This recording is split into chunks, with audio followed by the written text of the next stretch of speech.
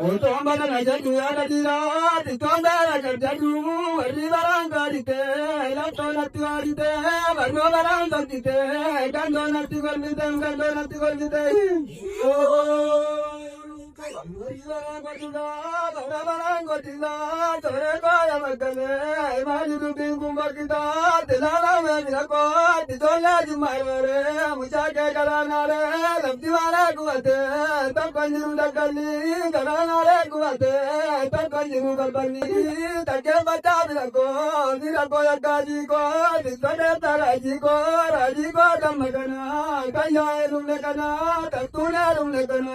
Apina tamarde, tamjona tamarde, chalana tamarde, kanava chalande, nagudida gudadu, variga tamladu, takabata virako, tabata viranabu, lava viranargatu, chanadula bitu, tilmadula vajatu, tilmadula vajatu, takabata virako, jere tanta javade, takagalla javade, jakagalla javade. Ngabada virako, tiye ko kaji ko, jitode kaji ko, tadene malava, dangamare nanamde adera mirani badme nanamde, misama rumma kono, bangava dame namam dame mari. Tabayangora libanga, tabayangora labanga, yodiri mujite, yodiri mujite, nurunge doranaba, nurunge doranaba, durabuga diki.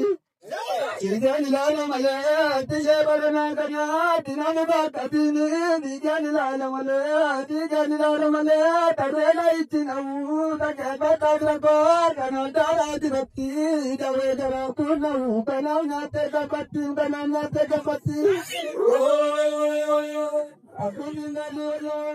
Tukutinani aya, kamuti tirakani, tiriyangari aya, kandupi tumakani, kangaratu magani. Gajawa chumurega, kapti tirati namu, kateri kopavara, gangani rupi namu, darachile danku, yabula bukamale, kakabata viriye, darati ragu kutu, yedaragu damale. Nayambula kuta, tubalangula kuta, idalu bana kuta, nabil bana kanulor tuadula kuta, ngona kodula kutai.